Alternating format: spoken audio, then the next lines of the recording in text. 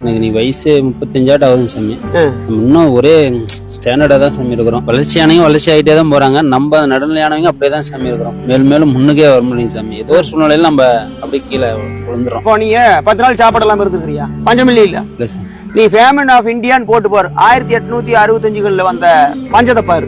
சோத்துக்கு வழி இல்ல, குழந்தை பாலுக்கு வழி இல்லாம அப்படியே வெம்பி போய் உடம்பெல்லாம் ஒட்டி போய் கிடக்கு. ஆனா அவனை எங்க படிச்சிருக்கான் தெரியுமா?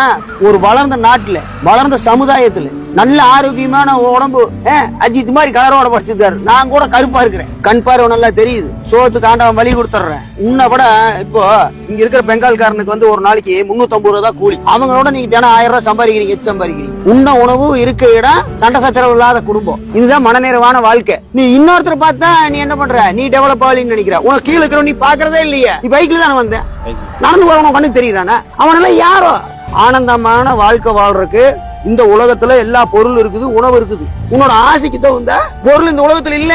இந்த உலகத்தையே கொடுத்தாலும் நீ என்ன பண்ணுவ? 10ல எனக்கு பாரு செவ்வாய் கிரகத்துல வேணும் எனக்கு பிளாட்டும்பே. கொஞ்சம் சொன்ன மாதிரி எனக்கு செவ்வாய் கிரகத்துக்கு ரூட்டு தெரியாதுப்பா.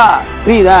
நீ ஆனந்தமா வாழணும் அப்படின்னா நம்ம இருக்கிறதே போதும். அடுத்த நாட்டம் வாழணும் அப்படின்னா தான் உனக்கு பத்தாது, உனக்கு துன்பம் வந்து சேரும்.